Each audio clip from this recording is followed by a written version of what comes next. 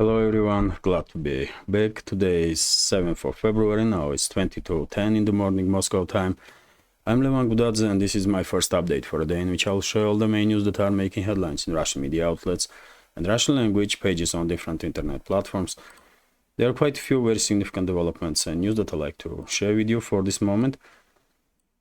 And I will start with the breaking news, which is that Russian armed forces this morning conducted large-scale missile and drone strikes on military and logistical infrastructure of Kiev regime. I already share information on my Telegram. According to reports from a number of sources, this morning Russian armed forces launched missile and drone strikes on military and logistics infrastructure of Zelensky's regime in Kiev, Kharkiv, Dnipropetrovsk, Khmelnytsky, Cherkasy, Nikolaev, Kirovograd, Ivano-Frankovsk, Lvov, and number of other directions. So large-scale missile and drone strikes during the day. Most likely we will receive additional information from Russian media, from Russian Defense Ministry, and of course I will share that additional information on my Telegram and next updates. And when it comes to situation on the line of contact, Russian armed forces increasing pressure on Ukrainian units all along the front line. Main hotspots are, of course, Avdiivka, first of all, where Russian forces are quite close to cut Ukrainian garrison in this city into two halves.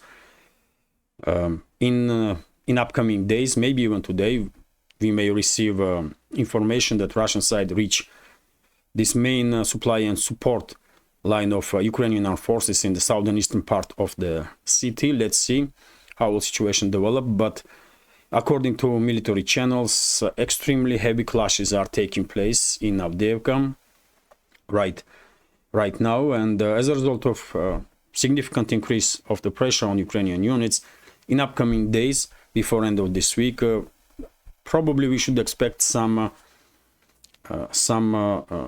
changes on line of contact, not just in Avdiivka or Donetsk sector of the front line, but also in Krasny Liman sector of the front line, in Belogorovka area, also in Tarskoye area, Yampolovka area, in Kupiansk direction, in area of Terny settlement, and even Sinkovka, by the way, which is right next to Kupiansk itself. And according to latest reports, Russian forces are conducting now multiple operations, not just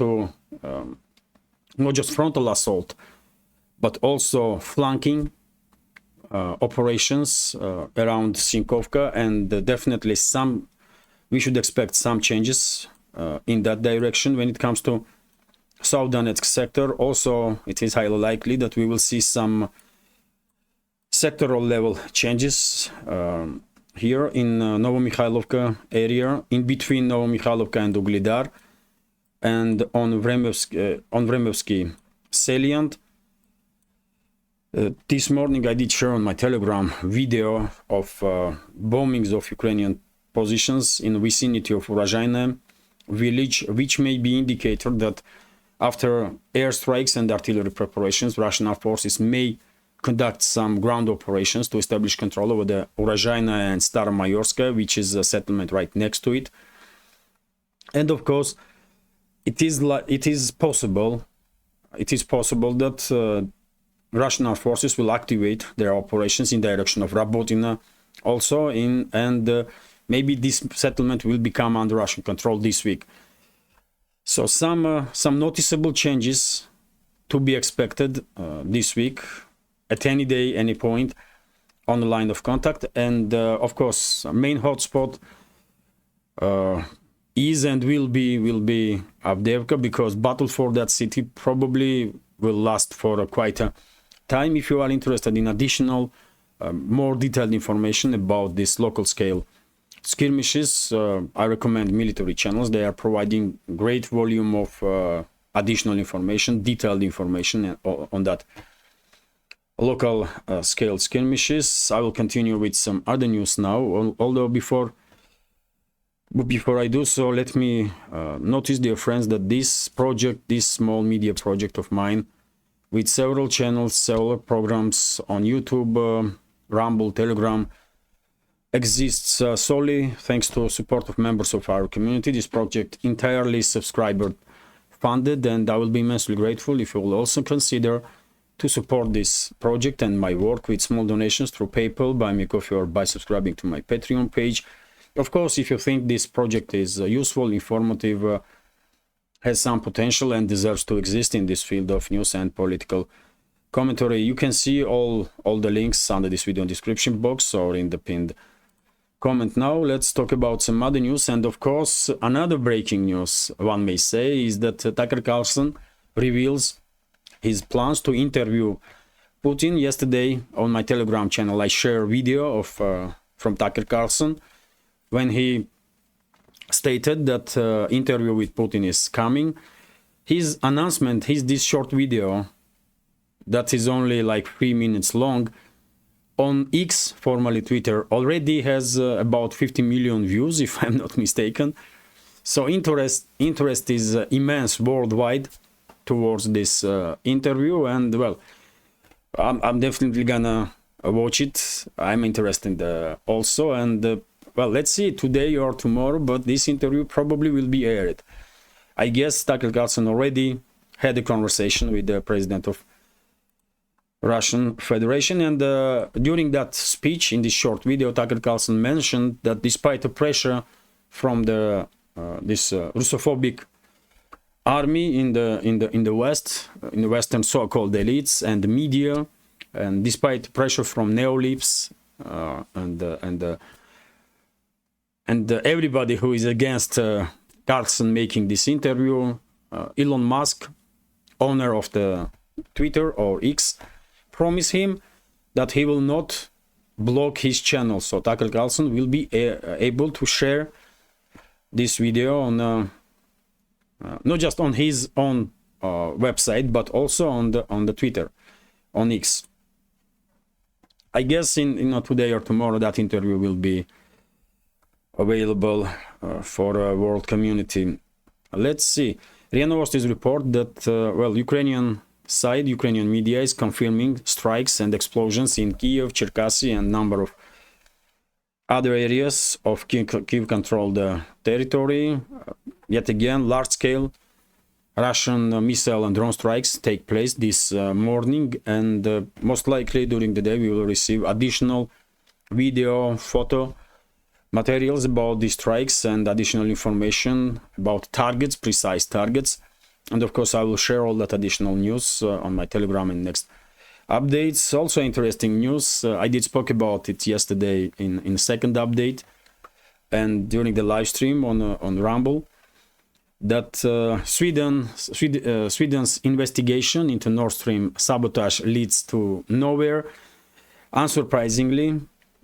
So Swedish prosecutor's office plans to close its investigation into the act of sabotage at the Nord Stream gas pipelines, as it has failed to identify any suspects. The Süddeutsche Zeitung, I probably butcher name of this newspaper, sorry for that, but Süddeutsche newspaper reports about it.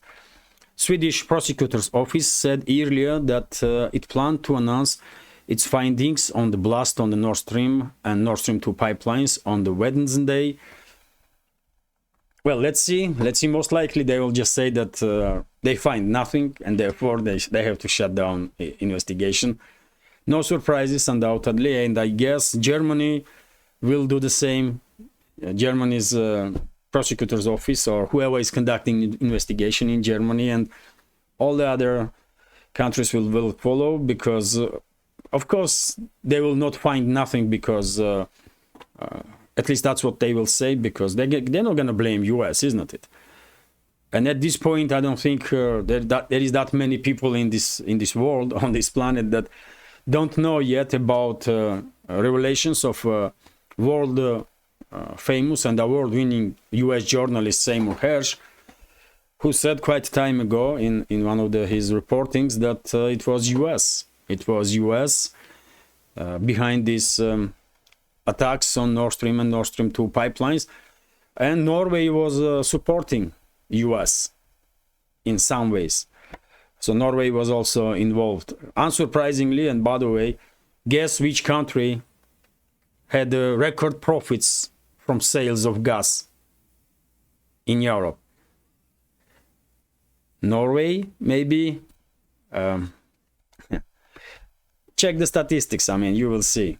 So it's not surprising that Norway was actively involved in this act of international terrorism that took place against Russian-German energo project. TASS news agencies report that IAEA chief calls current situation at the ZMPP stable ahead of visit to Russia. So, Director General of the International Atomic Energy Agency, Rafael Gross, believes that the situation at the Zaporozhye nuclear power plant is stable. He told the Associated Press in an interview ahead of his trip to Russia and the plant. So he will visit Russia and he will also visit Zaporozhye region, that Zaporozhye nuclear power plant. So far the situation is stable, but it is very, very delicate equilibrium. He said during this interview, plant requires constant care from the IAEA. Grossi added, well, I don't think this plant needs any care from IAEA because Russian specialists are top specialists in terms of nuclear power stations and nuclear energies and energy, and Russia is #1 country when it comes to building nuclear power stations worldwide. France is trying to compete. Some US companies are trying to compete, but Russia is still #1. So Rafael Gross is exaggerating importance of IAEA for sure, and I will say even more than that. If it was up to me, I will never allow this individual to enter Russia or to enter ZMPP, because he is obviously tool in hands of a Western ruling class, like IAEA itself.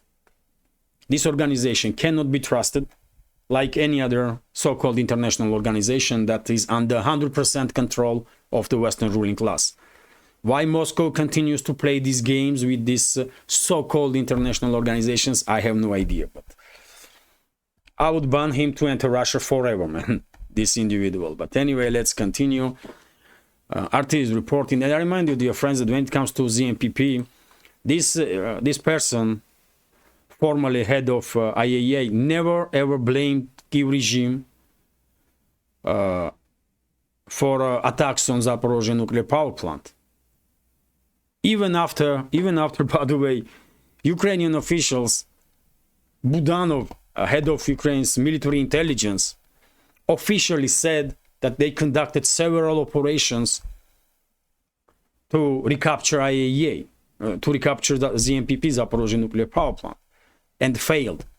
Even after those statements from officials in the Ukraine, this individual failed to stated that Kiev regime is endangering, not just Kiev regime is basically conducting act of nuclear terrorism by attacking ZMPP. He said nothing about it, and IAEA said nothing about it. So Moscow has every reason to be skeptical of him and even to ban him ever to enter Russia. But Moscow definitely, obviously, has some different approach, more diplomatic. I will act very different way, man. I'm all for diplomacy, but when it does make sense. But in this particular case, and in case of other so-called international organizations, when you know 100% that they are totally controlled by Western ruling class, diplomacy makes no sense, because you are fooling yourself in that case. That's all it is. And if Russian leadership wants to fool themselves by playing this game, that Grossi is a respectful expert and IAEA is a respectful organization, okay, let them fool themselves, man. Who cares? Unbelievable, man. Unbelievable. RT is reporting here. I don't understand many stuff that Moscow does, man. I really don't understand very many steps that Moscow makes. Maybe because I'm too stupid. Probably that's the case, but I don't know. I don't know. Artists report here that Ukraine promises to destroy Europe's longest bridge this year. The chairman, the Crimean bridge connecting the Russia's Crimean Peninsula to the Krasnodar region will be destroyed in 2024. The commander of the Ukraine's Navy, Vice Admiral Alexei Nejipapa, has claimed during his interview, recent interview, well, once again, I wanted to share with you this information because these individuals, man, the so-called elites of Ukraine, military or political, they are emboldened with this impunity for their crimes so much so that they are now openly talking about terrorist activity. They are openly talking about and making statements about terrorist attacks that they are planning to conduct. This bridge is a civilian bridge. It's a civilian infrastructure. And any attack on civilian infrastructure, direct attack, is an act of terror. But these guys don't care, man. These guys don't care. One may say, you know what, Russian militaries are using this bridge. What we are talking about, man? What we are talking about? Why would Russia use this bridge for military purposes when there is a land road that are much closer, that makes Crimea, for example, much closer? And you can go through that land bridge. Just look at the map, man. Well, look at this. So why you, for example, from Rostov, why you have to travel here when you can go like that and move your equipment through this land bridge between Crimea and mainland Russia without jeopardizing Crimean bridge? So I don't see Crimean bridge as a military infrastructure. It's a purely civilian infrastructure, and any attacks on it is a terrorist act. And this military so-called leader of Ukraine openly states that, well, they're going to conduct terrorist attack. They will try, but I'm quite sure they will fail, like they already failed many times. They can scratch this bridge little bit, but and that's it. That's all they can, those mass murderers and terrorists.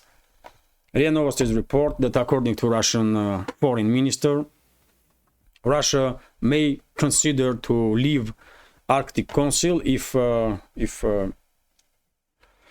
this organization will act against Russian national interests.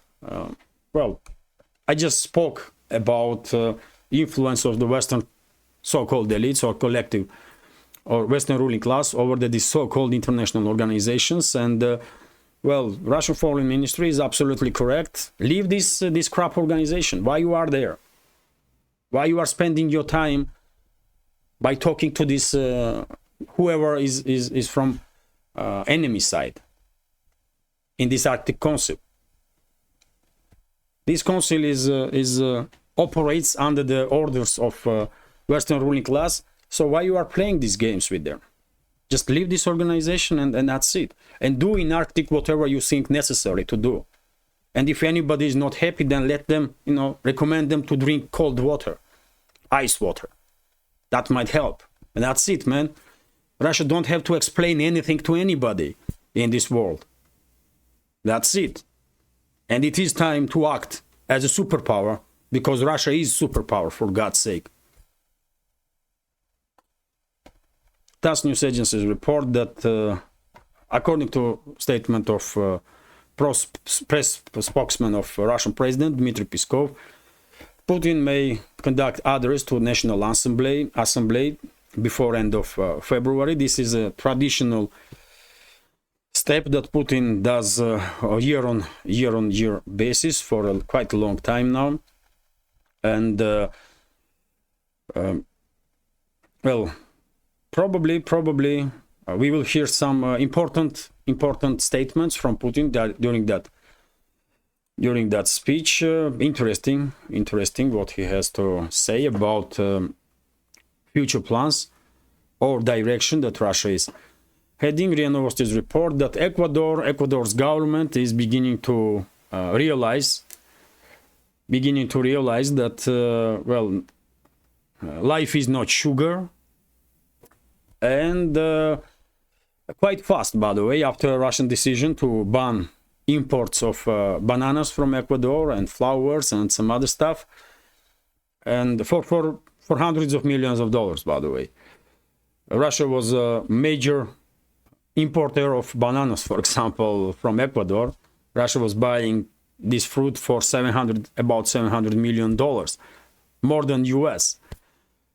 And because Ecuadorian government transferred Russian weapons without Russian permission to US, Moscow reacted, of course. And well, I guess in upcoming days and weeks,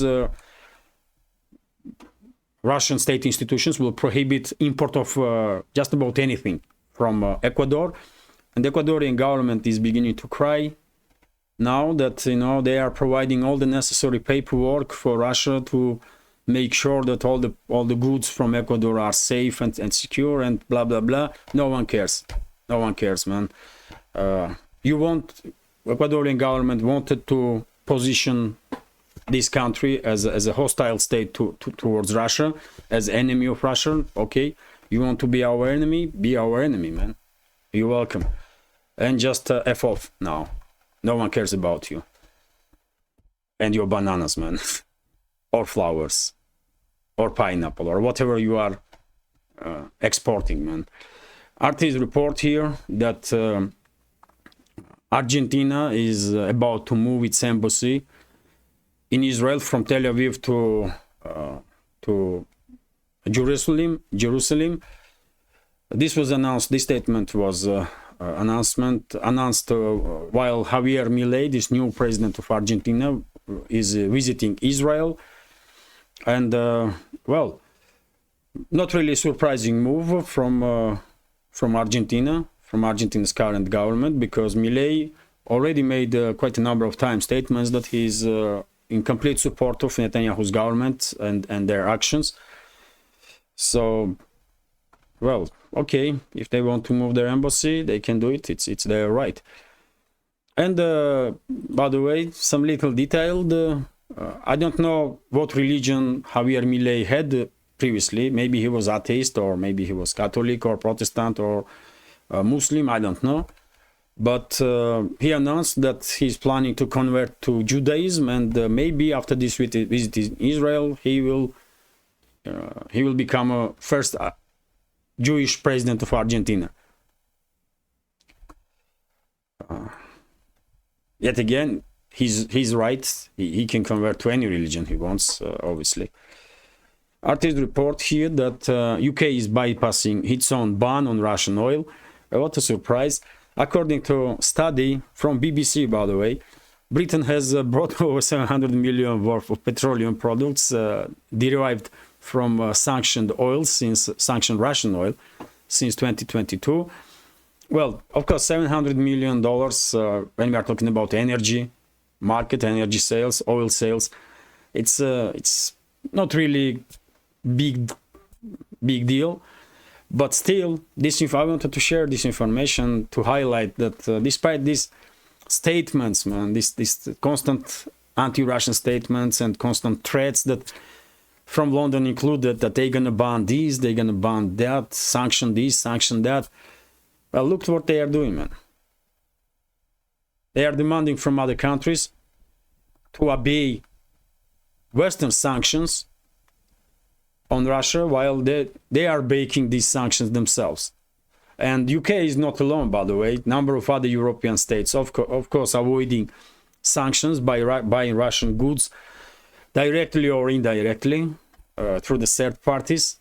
And of course, Japan, by the way, which is a member of G7 also, bypassing these sanctions.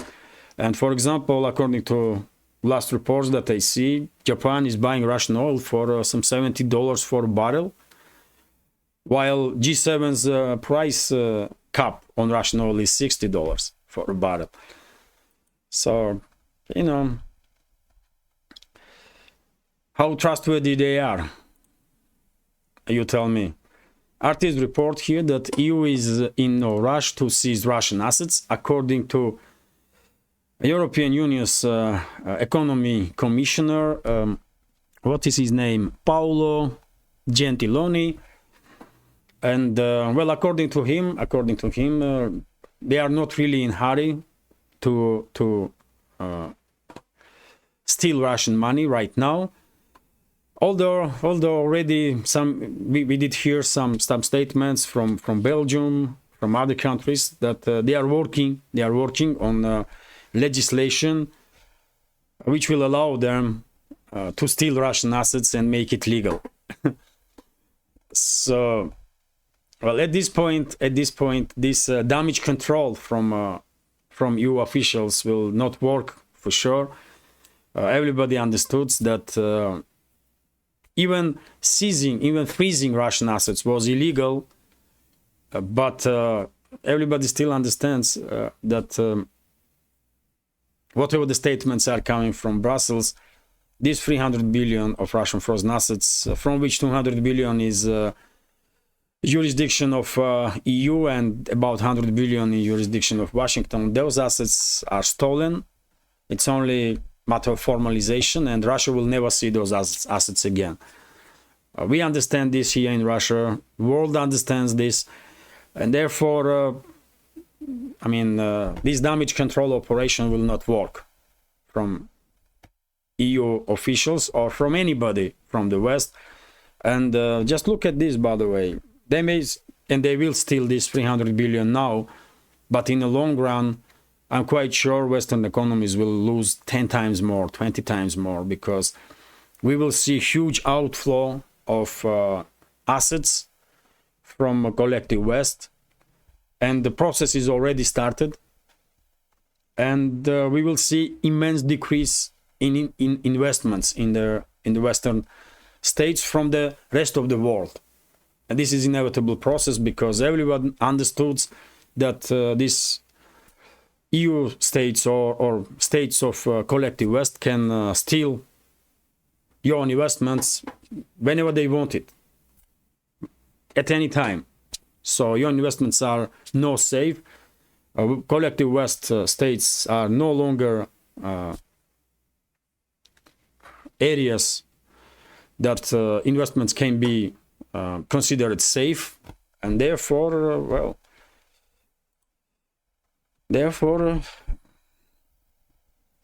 collective West waits some difficult times, and not just economically, but in general. Artists report, and all because of these crazy policies of the ruling class of the West and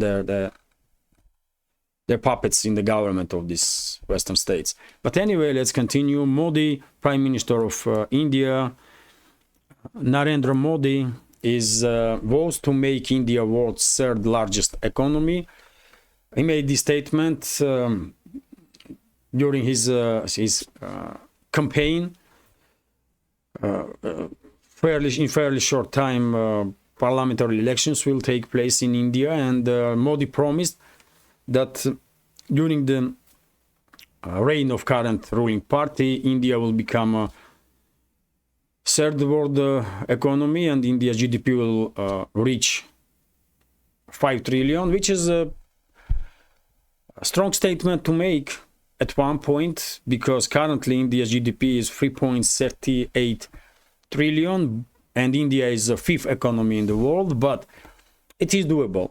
It is doable. India definitely become a third economy of this world in next, I don't know, 3 years, maybe too optimistic, but in next 5 to 7 years, most likely. So Prime Minister of India is not lying. I mean, they are definitely capable to make India world's third economy in very short period of time, undoubtedly. And if you are interested, dear friends, right now US is still number one economy according to traditional index of GDP. So US economy is 25.46 trillion, USD. China is second, 17.96 trillion. Japan is a third, 4.23 trillion. Germany is a fourth, 4.07 trillion. And India is third, 3.38 trillion. I mean, I think they can overcome Germany and Japan in next 5 to 7 years. Undoubtedly, man. India has immense potential, man. Immense potential. And good luck to India. I'm all in support of India, man.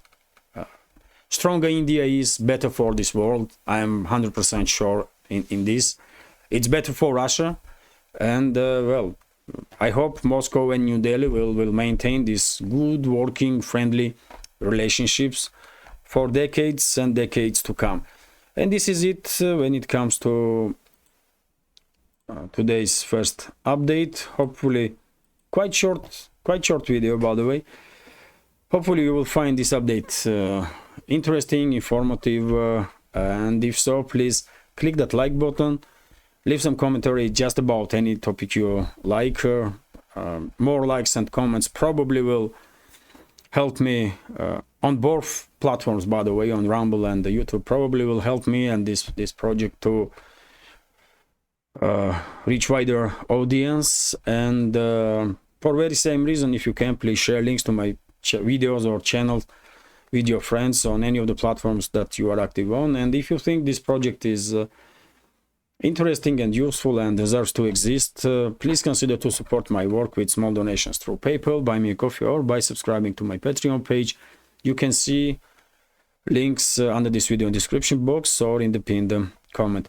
This is it for now. Have a great day and take care.